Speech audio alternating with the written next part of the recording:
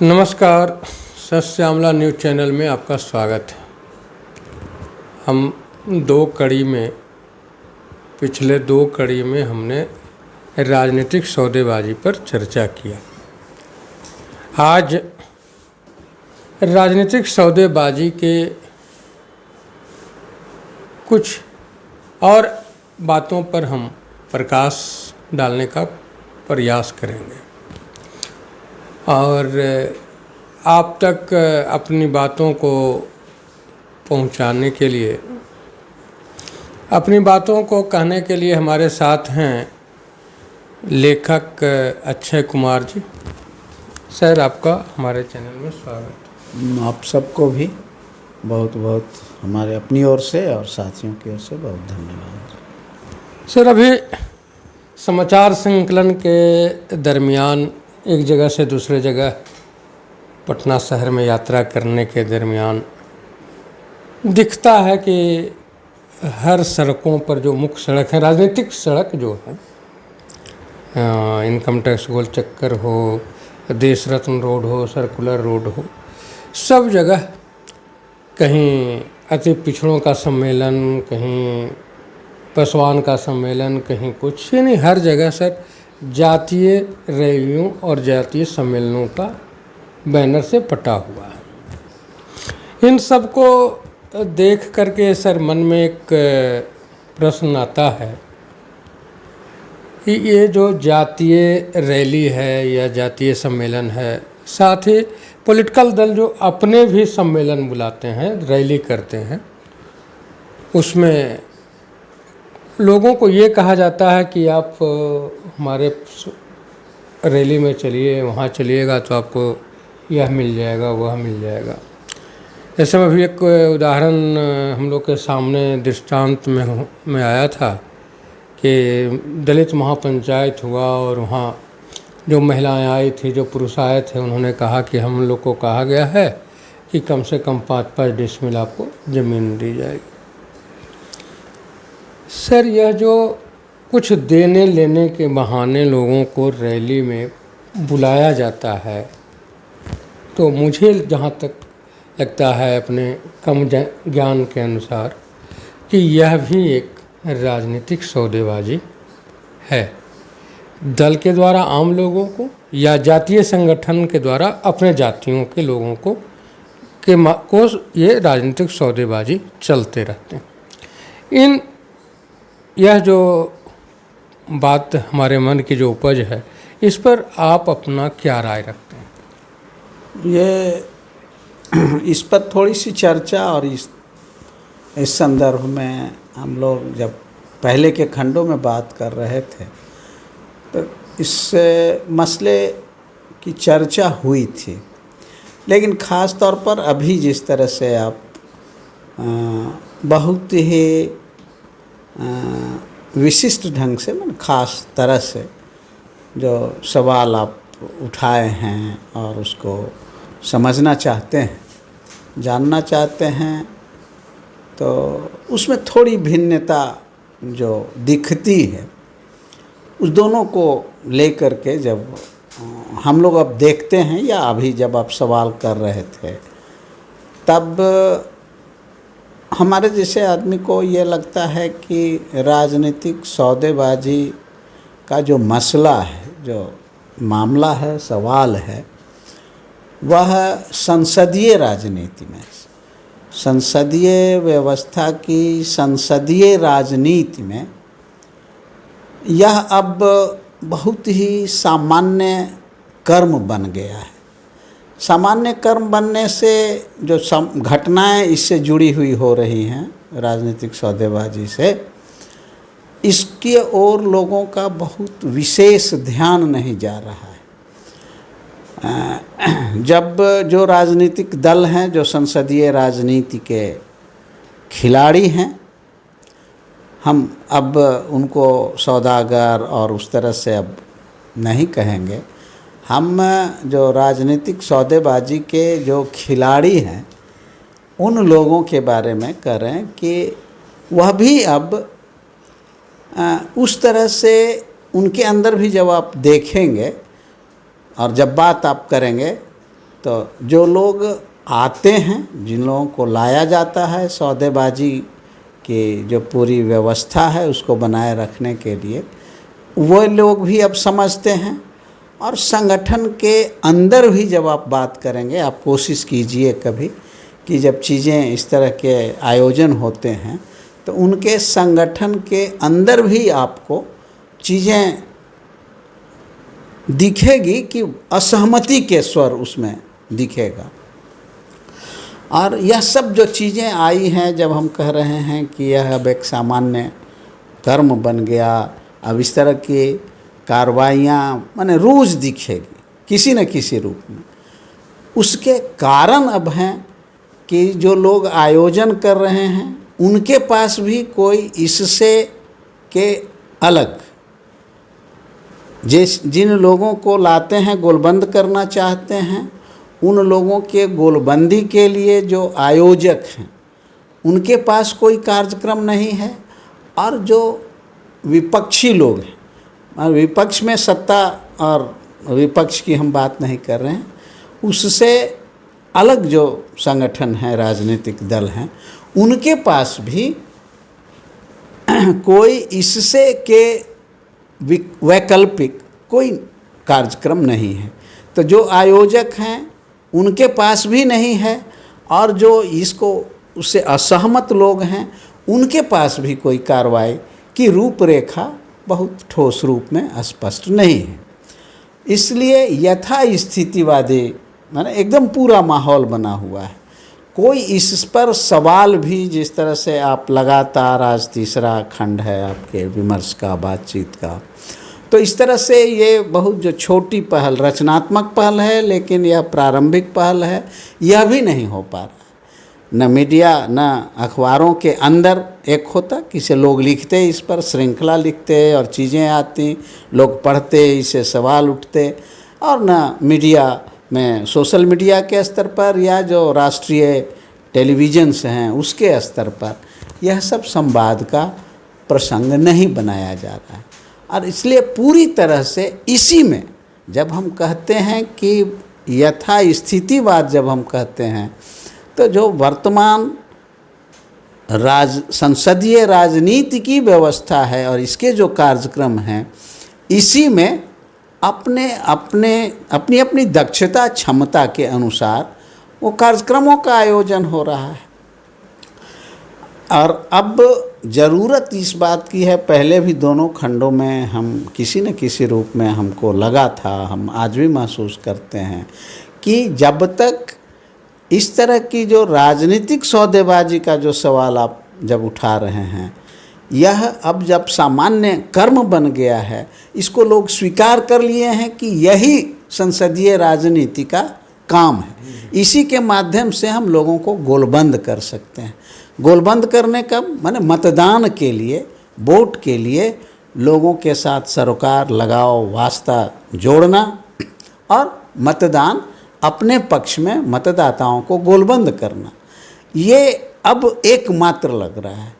दूसरी चीज़ें जो लगती हैं आपकी सौदेबाजी के जो दूसरे पहलू हैं कि जो लोग अब आते हैं, लोगों को जोड़ने के लिए या उनके गांव से जो उनका प्रदर्शन का स्थल है वहाँ तक आने के लिए लोक लुभावने जो कुछ नारे दिए जाते हैं, भ्रामक जो प्रचार किए जाते हैं, जैसे आप कहे थे कि कभी ज़मीन, बास का ज़मीन देने के नाम पर, कभी दूसरी तरह की और जो सुविधाएं हैं जातिगत और जातीय आधार पर, उन सब चीज़ों की जब लोग चर्चा करते हैं तो वो गोलबंदी के भ्रामक जो पक्ष हैं वो स्थापित हुए हैं। जबकि पिछले करीब 10-15 वर्षों में उनके बीच में यह भी संदेश गया है कि जो कहता है वो करता नहीं है, इसलिए उसके भी जो विश्वास हैं वो हिले हैं। अविश्वसनीयता की स्थिति कायम हुई है, तब भी चूँकि जब तक कोई दूसरी प्रक्रिया शुरू नहीं होगी राजनीतिक सौदेबाजी के समानांतर, वैकल्पिक राजनीतिक प्रक्रिया शुरू नहीं होगी, तब तक ये चीज़ें चलती रहेंगी और ये बहुत ही दुखद बात है। यह समाज को और बेहतर बनाने का सबसे बाधक पहलू है। इस पहलू को कोई रहते हुए, अब पहले भी हम कहे थे कि किसी भी जाति और किसी भी धर्म के जो उपेक्षित लोग हैं, जो सुविधाओं से वंचित लोग हैं, वे लोग अब छूट गए हैं, वो और छूटते रहेंगे।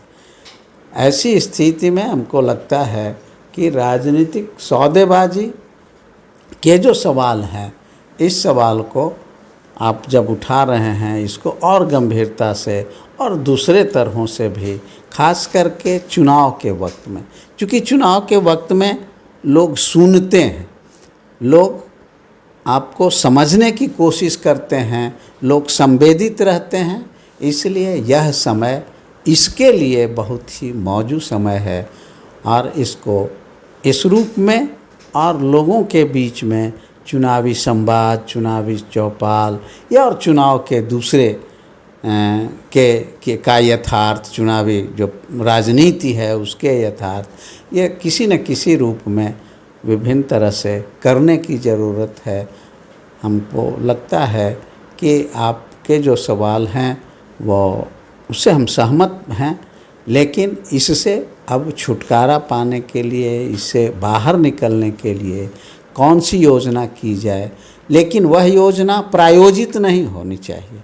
प्रायोजित जैसे ही होगी तो लोगों की भागीदारी और लगाव उससे कायम नहीं होगा, तो आपके कार्यक्रम और लोगों का संबंध वो दोनों अलग अलग रहेंगे।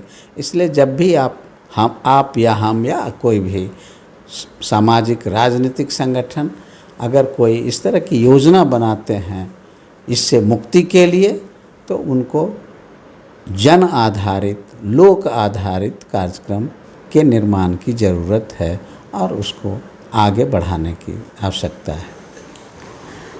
सर, भारत विश्व में सबसे बड़ा लोकतंत्र कहा जाता है और इस लोकतंत्र में जो संसदीय व्यवस्था है, उस संसदीय व्यवस्था में अपने को मजबूत दिखाने के लिए जो जनता और नेताओं के बीच या राजनीतिक दलों और टिकटार्थियों के बीच जो सौदेबाजी होती है, क्या इन सौदेबाजियों के बल पर यह लोकतंत्र विश्व में सबसे मजबूत लोकतंत्र बना रह सकेगा? ये तो सीधी बात है कि आप देख भी रहे हैं। जैसे ही आप देखेंगे कि जिस तरह से राजनीतिक सौदेबाजी का प्रभाव संसदीय राजनीति में बढ़ा है, उसकी भूमिका निर्णायक होती चली गई है, वैसे वैसे जितने भी राष्ट्रीय और क्षेत्रीय दल हैं उनकी विश्वसनीयता, उनके साख पर सवाल उठते गए और उनका जब साख उठा है, उनकी विश्वसनीयता घटी है, तब उनका प्रभाव जनता में घटा है। और जब जनता के अंदर प्रभाव घटा है, इसके कारण सौदेबाजी की जो प्रकृति है और आकृति है, उसके जो कार्यक्रम हैं, आप देखिएंगे कि उसमें भी बदलाव आते रहें। और यह इसलिए यह बहुत साफ साफ कहा जा सकता है कि कहा ही नहीं जा सकता है, यह सत्य है, प्रमाणिक है कि अगर यह स्थिति बनी रहेगी तब कोई राज्य और राष्ट्र का समेकित विकास संभव नहीं है। यहाँ के जो दलित, पिछड़े, उपेक्षित, गरीब लोग हैं, उनके अब भविष्य के लिए और कोई व्यवस्थित अस्थायी काम नहीं किया जा सकता है। बहुत साफ है। सर, यह जो राजनीतिक व्यवस्था है भारत में, इस राजनीतिक व्यवस्था में आप देखने लगे प्रचलन सा हो गया है कि दो अलग अलग सिद्धांत के लोग, दल या दो अलग अलग सिद्धांत के व्यक्ति सत्ता के लिए आपस में मिलते हैं और उनके बीच जो गुपचुप सौदेबाजी होती है, राजनीतिक सौदेबाजी होती है, उसे ये लोग कहते हैं कि हम अमुक दल को दूर रखने के लिए समझौता किए हैं। अगर मेरा विचार ही नहीं मिलता, हम जन्म से ही दूर रहे हैं, उसके बाद आज किसी के लिए हाथ मिला लेना यह कहाँ तक उचित है। जैसे आपको संज्ञान में होगा कि कांग्रेस में दो बड़े नेता, एक सोनिया गांधी, दूसरे शरद पवार। सोनिया गांधी के विदेशी होने के नाम पर, विदेशी मूल के होने के नाम पर शरद पवार, पीए संगमा जैसे लोगों ने दल छोड़ करके अलग दल बना लिया। उसमें एक तारिक अनवर भी कटिहार वाले थे। उसके बाद ये लोग दल बनाए और दल बनाने के बाद जब सत्ता प्राप्ति की ओर बढ़े तो ये फिर कांग्रेस के साथ हाथ मिला लिए। तो जब आपका सिद्धांत ही अलग हो गया तो किस राजनीतिक सौदेबाजी में आप इस तरह के गठजोड़ करते, बेमेल गठजोड़, और कहते हैं कि हम किसी को रोकने के लिए ऐसा कर रहे हैं। सर, इस तरह के राजनीतिक सौदेबाजी से ये जो दल हैं उनके साख की क्या स्थिति रही? ये हम जब पहले आपका सवाल था उसमें भी एक स्थानीय और कुछ क्षेत्रीय एक हमारे दिमाग में बात आई थी जो अभी भी उसकी प्रासंगिकता है। आप खास करके चाहे वो राष्ट्रीय दल हों, हम कह रहे थे, या क्षेत्रीय दल हों, उनके राजनीतिक विश्वसनीयता जो घटी है, या अब विश्वसनीयता की बात ही नहीं हो रही है। जैसे ही सौदेबाजी की भूमिका निर्णायक हो गई, वही मूल्य आधार हो गया राजनीति का, तब अब राजनीतिक संगठनों की विश्वसनीयता की बात अब खत्म हो गई है। अब कहीं भी कोई नहीं बात। ये आप सवाल हमसे कर रहे हैं और हम आपको अपनी समझ इसके बारे में बताने की कोशिश कर रहे हैं। लेकिन आप बाहर जब जाएंगे तब यह बात कि समीकरण के नाम पर, सोशल इंजीनियरिंग के नाम पर इन चीज़ों को और प्रोत्साहित किया जाता है। उनको उनके पक्ष में कसीदे गढ़े जाते हैं कि अमुक आदमी तो वह चाणक्य है ना। चाणक्य जो नीतियां हैं वह इस तरह से सौदेबाजी की नीति नहीं थी। तो अपनी स्थिति और परिस्थिति के अनुसार परिभाषाएं भी बदली जा रही हैं। तब जबकि जब आप पुराने उदाहरण दे रहे थे सोनिया गांधी का और शरद पवार का, आज आप देख लीजिए उन लोगों की स्थिति कि यह स्थिति आज कांग्रेस को या शरद पवार को क्यों झेलना पड़ रहा है। जिस तरह की परिस्थितियों को कि उनके पक्ष में जन गोलबंदी क्यों नहीं हो रही है, जनता क्यों नहीं खड़ी होती है। जनता जुड़ती भी है तो जनता के गोलबंदी का जो तेवर होता है वह नहीं होता है जो पहले हुआ करता था। तो इनको देखते हुए हम लोगों को जो ये सवाल उठाने चाहिए और जो विमर्श का, जन संवाद का प्रसंग और विषय बनाना चाहिए था, हम जब नहीं बनाते गए तभी हम पहले आपको सवाल के जवाब में कहे कि अब वह तो सामान्य घटना बन गई, दूसरी चर्चा ही कोई नहीं कर रहा है। इसलिए इसी में चयन करना है। और चयन करने में जब आप देखेंगे कि अब उसमें कौन क्या करता है, जो जनप्रतिनिधि के लिए चुनाव लड़ता है, जो सामाजिक न्याय की बात करता है, समतामूलक समाज की बात करता है, या सबके साथ सबके विकास की बात करता है, जितनी भी बात वह कोई भी जो करता हो, वह उसको आप पूछिए कि उसके पास कोई कार्यक्रम है, कोई नीति है उसके पास। यह भी नहीं है। और जो बोलने और नारा लगाने वाले लोग हैं उनसे अगर यह सवाल किया जाए कि आपकी जो सामाजिक राजनीतिक पृष्ठभूमि है उसमें आप कब कहाँ किस मुद्दे को उठाए और उसके लिए जनता के साथ मिलकर संघर्ष किए, इन चीज़ों की चर्चा ही बंद हो गई। और इन चीज़ों की चर्चा नहीं हो, इसके लिए अब तो सोशल मीडिया का भी, हम तो कहेंगे कि सोशल मीडिया का भी उपयोग उसी तरह से हो रहा है, व्यवस्थित तरह से। क्योंकि सोशल मीडिया में जैसे मान लीजिए कि आप लोगों की एक संरचना है, संगठन है, तो यह इसकी सीमाएं हैं।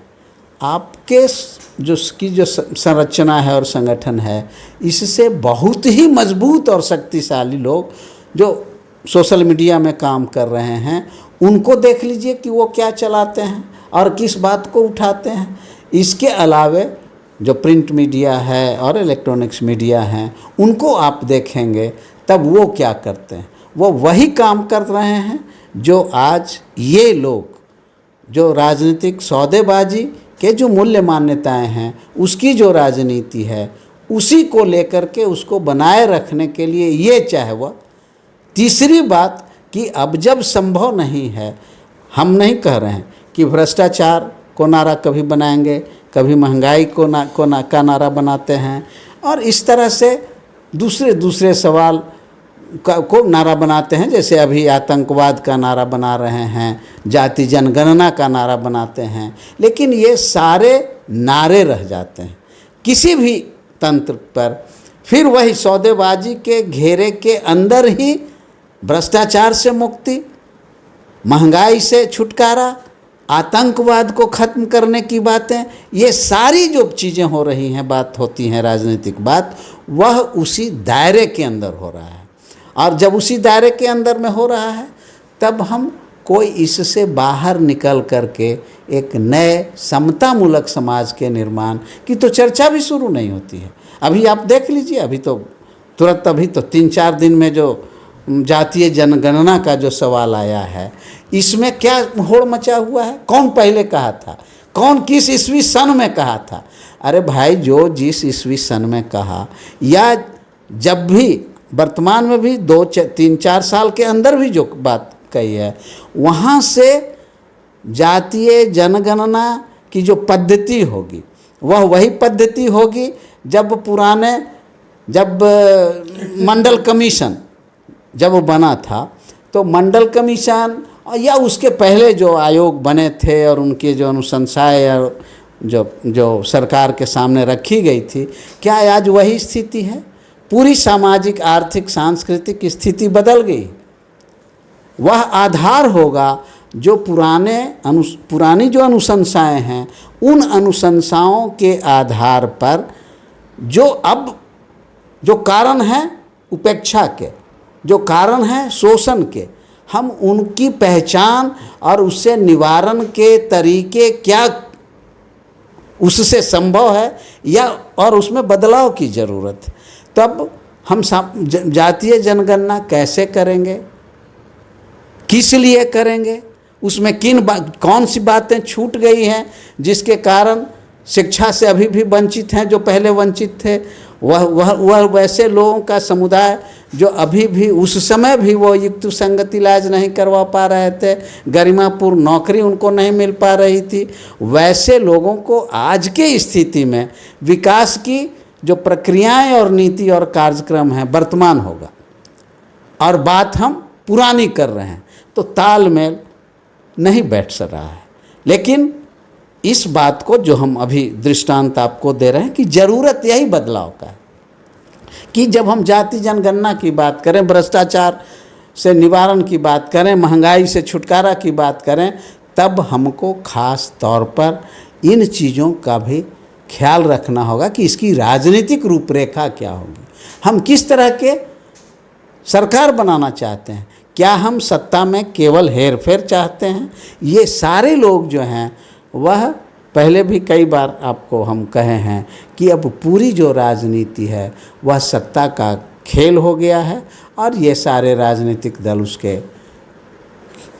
खिलाड़ी हैं, संगठित खिलाड़ी और निर्दलीय खिलाड़ी।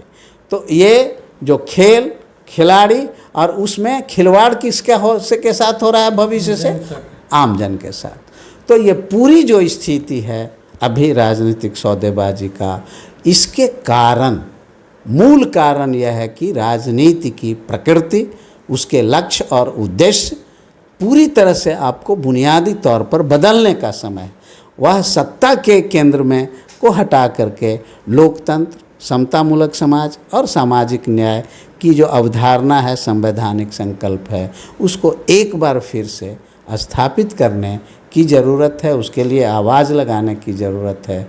लेकिन आज किसी भी कोने से, किसी भी स्तर पर इसकी बात नहीं हो रही है। जो भी चीज़ें हो रही हैं, चाहे वह जातीय रैली की बात हो, चाहे वह सेमिनार सिंपोजियम की बात हो, सभी चीज़ें वहीं उसी दायरे के अंदर हो रही है। और राजनीति से रुचि लोगों का घटते जा रहा है। हम चिंता भी कर रहे हैं कि नौजवान लोग नहीं आ रहा है, पढ़े लिखे लोग नहीं आ रहे हैं। ये सारे जो कुप्रभाव हैं वह इसी का रिफ्लेक्शन है। राजनीतिक सौदेबाजी के कारण लोग इससे अलग हो रहे हैं। जिनको आना चाहिए था, जो आते थे, जो जुड़ते थे, आते और जुड़ते भी हैं, तब वह बहुत ही संवेदित ढंग से, बहुत ही जागरूक ढंग से नहीं जुड़ पा रहे हैं। क्योंकि जैसे ही वो जुड़ते हैं इनके साथ, तो इनको वह रोग लग जाता है, जहाँ जिस रोग से ये सब रोगी सब जो कर रहा है, राजनीतिक सौदेबाजी के जो रोग से रोगी लोग, आक्रांत लोग जो है, वह अब कैंसर का रूप ले लिया है। हम कभी कभी लिखे हैं कई जगहों पर कि राजनीतिक सौदेबाजी का जो दुर्गुण है, जो उसका प्रभाव है राजनीति में, वह अब कैंसर का स्वरूप ग्रहण कर लिया है। और कैंसर हम इसलिए कह रहे हैं कि डॉक्टरों का और चिकित्सा विज्ञान का यह मान्यता है। लोग कहते हैं, हम लोग तो ज्ञाता नहीं और विशेषज्ञ नहीं हैं, सुनते हैं कि कैंसर एकमात्र रोग है जो दूसरे रोगों से भिन्न है।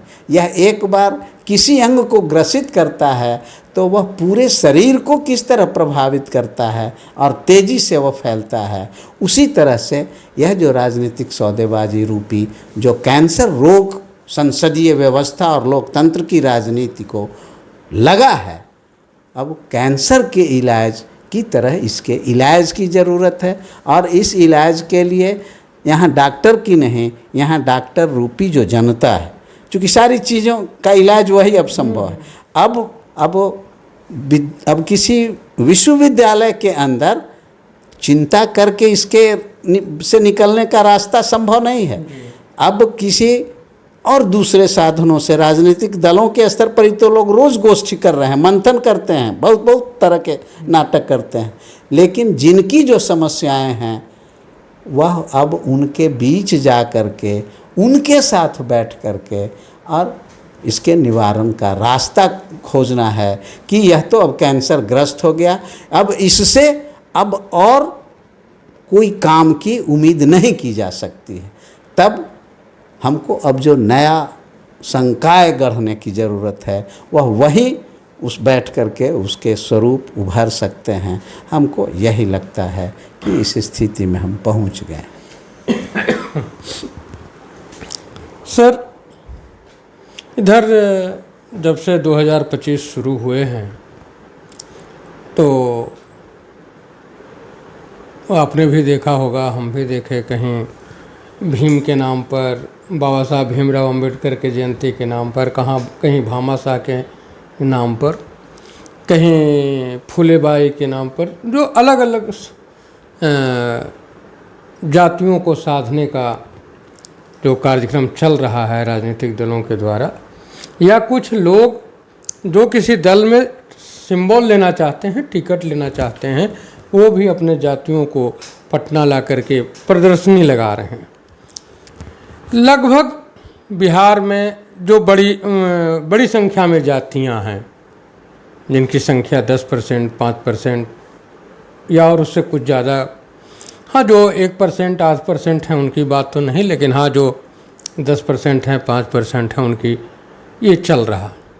लेकिन कुछ जातियां ऐसी भी है जो 5% हैं, 4% भी हैं, लेकिन उनके सुध लेने के लिए न उनके कोई जातीय नेता आगे आ रहे हैं और न कोई पॉलिटिकल पार्टी आगे आ रहे हैं।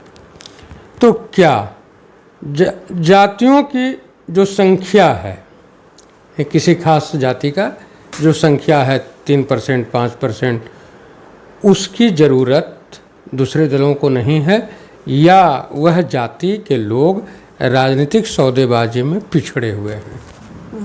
या उनकी ज़रूरत नहीं है जो जातीय रैली खुलकर नहीं कर रही हैं, या उनके बीच में कोई उस तरह के नेतृत्व नहीं उभर रहा है।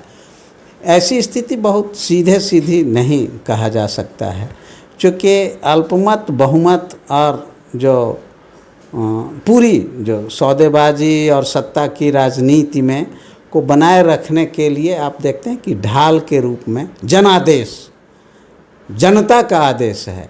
ये जो जितने मनमानी करने वाले तानाशाही की जो प्रवृत्तियां राजनीति में सत्ता के अंदर जो विकसित हुई है, वह क्या कहते हैं कि यह जनता का आदेश है। हमको तो जनता ने ना चुना है और उनके लिए हम काम कर रहे हैं, उनके आदेश पर कर रहे हैं।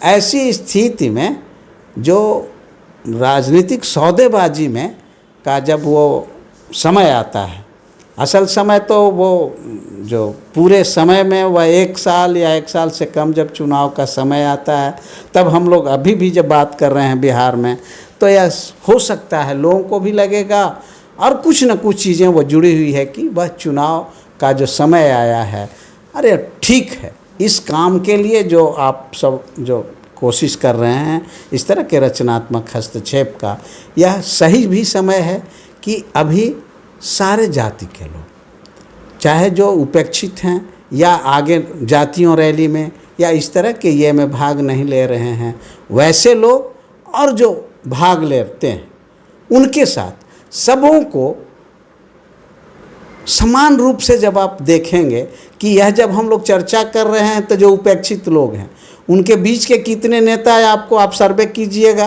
कि आपको कितना सहयोग कर रहे हैं, उस जाति का कितना जो है सो लोगों का जन समर्थन आपको मिल रहा है। या यह बात भी करते हो कि से अच्छा श्यामल जी से हम लोगों के गांव में और हम लोगों के बीच में भी आइए और इस तरह के लोक संवाद का आयोजन हम लोग करते हैं और आप इस प्रक्रिया को आगे बढ़ाइए।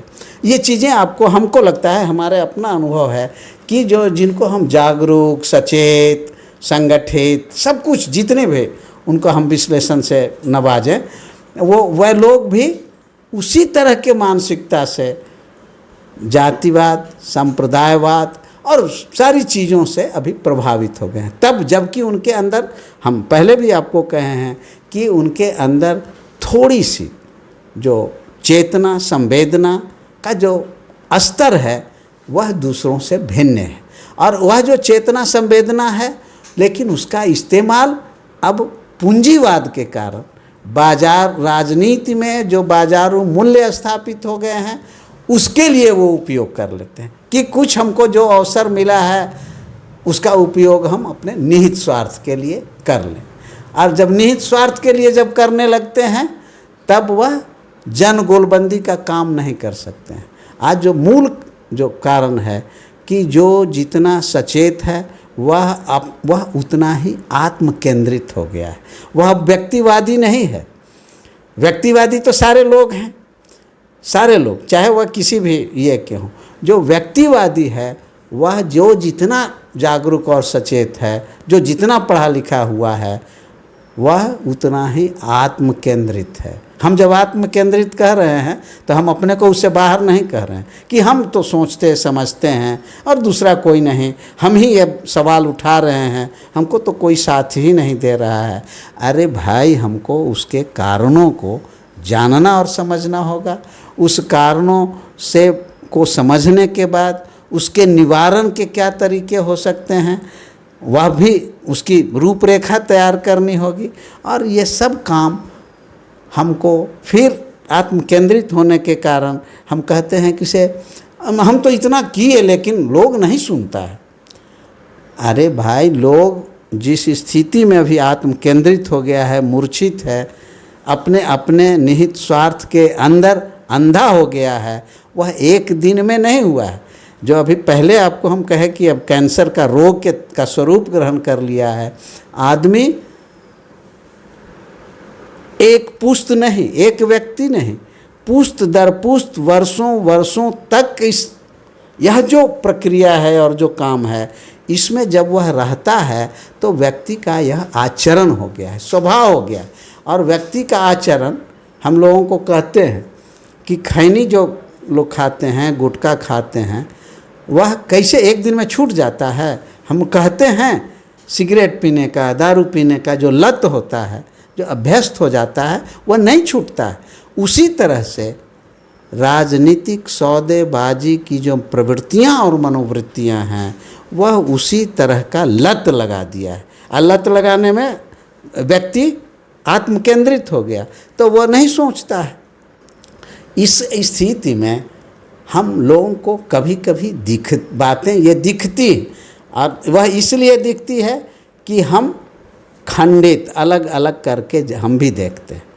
हम भी जाति के आधार पर, संप्रदाय के आधार पर जब देखते हैं, तब जो मानवीय मूल्य होता है, क्योंकि वह चाहे वह दलित हो या ब्राह्मण हो, वह मनुष्य है, और मनुष्य के अंदर जो मानवीय आचरण है, सोचने, समझने, विश्लेषण करने, और उसके सोच समझकर विश्लेषण करने के बाद वह यह कहना कि हमारे बीच में, दलित और ब्राह्मण के बीच में, पिछड़े, पासमानदा, सबके बीच में जो एक रचनात्मक एकजुटता का आधार खड़ा हो सकता है, इसकी चिंता हम नहीं कर पा रहे। ये चीज़ें स्पष्ट नहीं हो रही हैं, वह इसी के कारण है।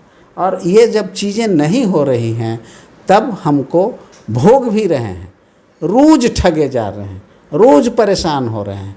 लेकिन इसी व्यवस्था में हम, जैसे हम लोग कहते ना हैं कि नाली का जो जीव रहता है, जो भी जीव रहता है उसको उसी में मज़ा आता है। तो हम लोग भी अब उसी तरह से इस षडांध में, राजनीतिक षडांध में मज़ा लेते हैं, आनंद लेते हैं। हमको एक घटना, हमारे गांव में जब हम थे, तो एक समय वो जो बूथ कैप्चरिंग का ज़माना था, तो एक बहुत छोटा चुनाव था मुखिया का, तो एक ही गांव के दो दबंगों के बीच में था। तो एक जो है सो राजनीतिक कर्मी थे, वो कांग्रेस के स्थानीय और क्षेत्रीय बड़े नेता थे। तो जो पुराने कांग्रेस के नेता थे, तो वो बेचारे भद्र और इंसान थे। दूसरा वो नैका उभरा था, तो वह जो नैका उभरा था वो बूथ कब्जा करने वाला था। तब जो पुराने जो थे, जो नेताजी, उनका तो असर और प्रभाव प्रखंडों, थानाओं में था ही ना। ये देखिएगा कि कैसे अंतर और ये होता है। तो वह उनके पास कुछ नहीं था, लेकिन वह राजनीतिक प्रतिष्ठा जो थी, उसका जो प्रभाव था प्रशासकीय ये पर, वह उनके पास पूंजी थी। और यह बूझ रहा था कि हमारे पास पूरे पंचायत के बूथों को, कुछ को छोड़ करके हम सबको कब्जा कर लेंगे। और वह अपराधियों का वह एक रात में ये किया था, मीटिंग नहीं, जमावड़ा किया था कि, और उसकी तैयारी में था। वो जो नेताजी थे वो थाना को खबर करवा दिए कि यहाँ इस तरह से हुआ है। उसमें कुछ लोग पकड़ाया, कुछ भागा। सुबह में हमारे पास सब आया, हम रात में गए थे, हम दूसरे जगह से रात में गए, सुबह हमारे पास लोग आया कि देखिए ना से इस माने गांव के कुछ शरीफ लोग भी को भी पुलिस पकड़ के ले गई थी। कि इन लोगों को थोड़ा थाना में जा कर के आप कह दीजिए कि शरीफ इंसान लोग हैं, इन लोगों को क्यों पकड़ के लाए हैं। हम जब वहाँ गए, हम पूछे कि आप लोग क्या कर रहे थे वहाँ। दरोगा था, हम कहे कि अरे भाई ये सब हमारे गांव का है आदमी, सब ठीक ठाक आदमी है, सबको एक ही तरह से आप अपराधी कै को पकड़ाया, सब भाग गया आर्म्स ले जो लिए हुए था। तो अब लगता है कि आप लोग भी खबर करवा दिए थे उस सबको, आई सबको 10-20 गो बेचारा सब गांव का सीधा साधा आदमी को पकड़ के ले आए। ना से हम ऐसा नहीं किए, यही लोग थे। हम कहे कि तुम लोग क्या कर रहे थे जी। तो लोग कहा कि इसे तनी सा मज़ा ले रहे थे कि कैसे कैसे होता है। तो ये जो नलिया में मज़ा हम लोग लेते हैं, जब तक मज़ा लेते रहेंगे तो नाली का जो ये है, दुर्गंध भी सहना है और उसके कुप्रभाव भी सहना है। जब तक मज़ा, इस समझिए कि यहाँ हम इस षडांध में से अब हमको बिना बगैर बाहर निकले, हमको दुर्गंध से बाहर नहीं जा सकते हैं। यह बात कहनी होगी, विद्वतापूर्ण बात नहीं कहनी होगी कि हमको यहाँ जो अभी तत्कालिक जो जीवन की हमारी समस्या है, उस समस्या को उठाना और उसके लिए लोगों को बताना कि इससे जो आपको जो नुकसान हो रहा है, इससे आप ही के पहल से इसका समाधान संभव है। अब मुखिया जी, विधायक जी, एमपी साहब, मंत्री जी, जात के नेता जी अब नहीं कर सकते हैं। वो सारे के सारे लोग अपने अपने वो जो नली के वो सब कीड़ा है, और उन नलिया का जो जीव है वो उसी में खलबल करते रहता है। यह बात बहुत साफ साफ कहनी होगी। और इस सब को तभी जो है से कि इसके ये से सड़ांध आती है और उसका तरीका यह है, वह प्रमाण है, तरीका नहीं प्रमाण है कि यह जाति जनगणना की बात भी करेगा तो जाति जनगणना का लाभ कैसे उपेक्षितों वंचितों को मिलेगा, इसकी चर्चा कोई नहीं कर रहा है, न नेताजी, न संचार माध्यम, न कोई सामाजिक राजनीतिक संगठन और न विद्वान साथी। और वह इसी तरह से दूसरे भी शिक्षा, स्वास्थ्य, रोजगार का नारा बना करके रखेगा। हमको लगता है कि यह स्थिति पैदा हो गई है, बनी हुई है। इस जो कैंसर रूपी जो रोग है या राजनीतिक सौदेबाजी, इसको देखने की ज़रूरत है कैंसर की तरह। जिस तरह से कैंसर रोग को हम देखते हैं, अब इसी तरह से हमको इसको देखना होगा और इसी कैंसर रोग की तरह इसके उपचार की विधि ढूंढनी होगी, बनानी होगी जो संभव है। सर, अभी सोशल मीडिया और टेलीफोन, खास करके वैसे टेलीफोन जिसमें कॉल को रिकॉर्ड करने की व्यवस्था दी गई है, किसी विधानसभा क्षेत्र में जीते हुए प्रतिनिधि को हराने के लिए दूसरे हारे हुए जनप्रतिनिधि से लोग कुछ खेल करते हैं और उनके जो जीते हुए प्रतिनिधि हैं उनका कभी कॉल रिकॉर्डिंग सोशल मीडिया पे डालते हैं, कभी उनके द्वारा कुछ कहे बातों को मोबाइल में रिकॉर्ड करके सोशल मीडिया पर डालते हैं और कहते हैं कि अब तो इस बार इनको हटा करके ही दम लेंगे। जो व्यक्ति खुद विधानसभा में नामांकन नहीं कर सकता, वह व्यक्ति किसी खास जनप्रतिनिधि को किसी दूसरे के बहकावे में या दूसरे से राजनीतिक सौदेबाजी करके उसे हटाने का ढोल बजाता है। सर, इस तरह के जो कारनामे हैं, इससे भी क्या राजनीतिक सौदेबाजी में लिया जा सकता? या राजनीतिक सौदेबाजी का कुपरिणाम, चूँकि एक ही तरह के हम पहले भी कहे कि राजनीतिक सौदेबाजी का जो स्वरूप है वह बहुत व्यापक है और किस्म किस्म की गतिविधियां इसमें अपनाई जाती हैं और इसका उपयोग होता है। जब उसके तरीके, उसके कार्यक्रम की आकृति प्रकृति भिन्न भिन्न है तो इसके कुप्रभाव भी तो भिन्न भिन्न होंगे। तो आप जो इंगित कर रहे हैं, जो इशारा कर रहे हैं, ये सारे लोग भी जो एक उत्पाद है राजनीतिक सौदेबाजी के। इसलिए जितने भी तरह की चीज़ें अभी हम पहले दिन आपको कहे थे कि हमको जो लगता है कि हमको जिस तरह से मानवीय जो समझ सोच नहीं पैदा हमारे अंदर हो रही है, और यह चिंता का विषय भी नहीं बन रहा है, न सामाजिक न राजनीतिक लोगों का। सामाजिक राजनीतिक लोगों का नहीं बन रहा है, इसलिए जो शैक्षिक कार्यक्रम हैं और जो शैक्षिक व्यवस्था है उसके जो शिक्षण प्रशिक्षण के कार्यक्रम हैं उसका भी ये प्रसंग और विषय वस्तु नहीं बन रहा है कि लोगों के अंदर तार्किक सोच समझ कैसे पैदा किया जाए ताकि वो इंसान बन सकें, इंसान की तरह सोचें समझें, एक दूसरे के साथ मानवीय व्यवहार करें। ये चीज़ें का वह माध्यम है, साधन है जो शिक्षण प्रशिक्षण के साधन और विषय वस्तु हैं। लेकिन वह चिंता हम नहीं करते हैं। हम चिंता क्या करते हैं और बातचीत करते हैं जो आप कह रहे थे, उदाहरण दे रहे थे कि और वह भी बहुत विकृत भी होता है।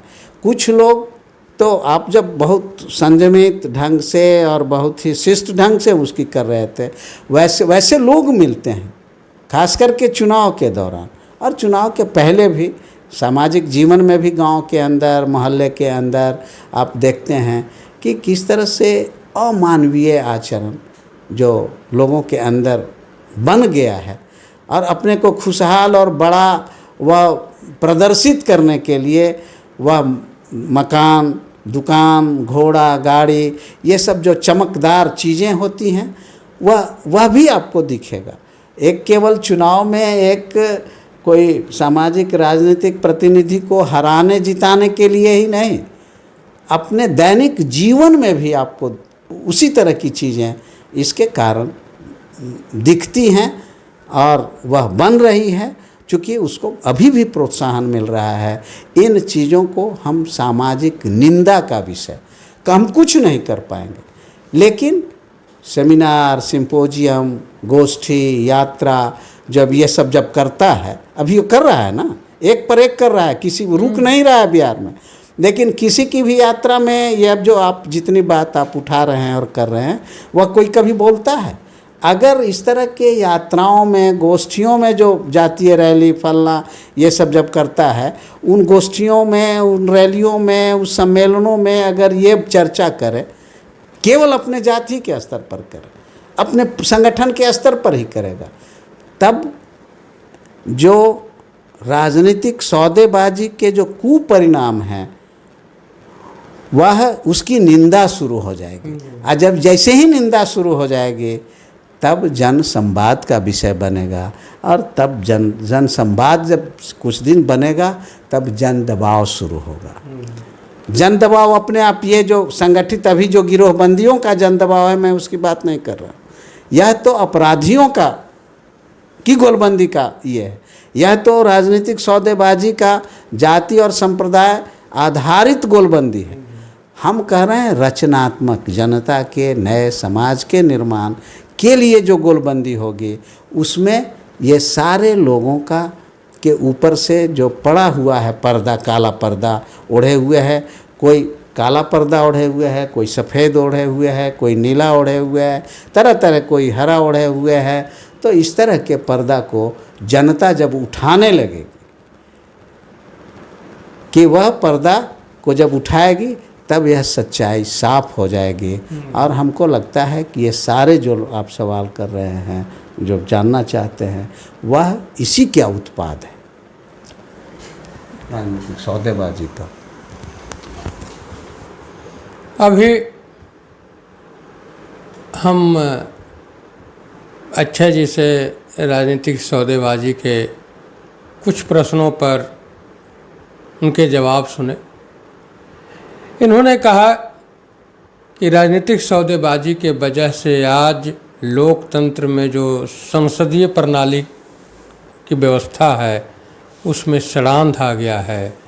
इस सड़ांध से बचने के लिए, इसको फिर से बेहतर बनाने के लिए बुद्धिजीवियों से अपील है, आग्रह है कि वह फिर से लोकतंत्र की राजनीतिक व्यवस्था, संसदीय व्यवस्था में अपने को सहभागी बनाए, और जो अपराधी तत्व के लोग हैं या राजनीतिक सौदेबाज लोग हैं, उनसे भारत के लोकतंत्र को, भारत के संसदीय व्यवस्था को बचाने का अपना अक्षुण प्रयास करें, जिससे आपका नाम इतिहास में गौरवमयी रूप में लिया जा सके।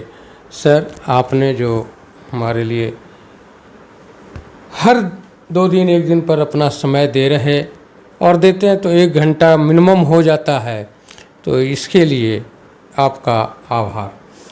आपको भी यह जो आप निरंतर यह काम कर रहे हैं, रचनात्मक काम, इसके लिए हम अपनी ओर से, अपने साथियों की ओर से, आपकी पूरी टीम को हम धन्यवाद करते हैं।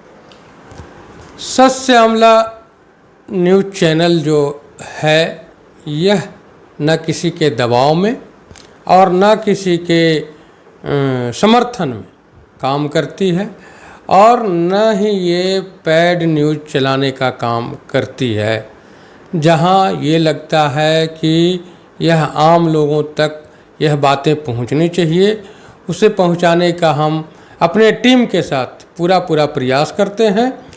कहीं कहीं हमें आप तक कुछ आपके योग्य बातों को पहुंचाने में हमें कठिनाइयां भी होती है, कहीं कहीं धमकियां भी मिलती है, लेकिन फिर भी हम इन सारी बातों को दरकिनार करते हुए आप तक, आपके लिए, आपके योग्य, आपके ज़रूरतमंद मुद्दों को पहुंचाने का प्रयास करते हैं।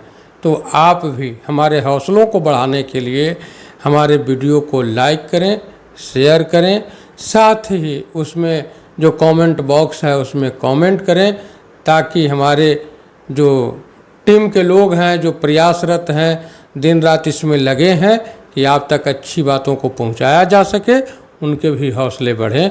क्योंकि हम लोगों को जो भी मिलता है वो आपके कमेंट और जो आप हौसला बढ़ाने का काम करते हैं वही मिलता है, कहीं से कोई अर्थ का उपार्जन नहीं है। तो आप सभी सत्य श्यामला न्यूज़ चैनल को देखते रहें, इसे शेयर करें।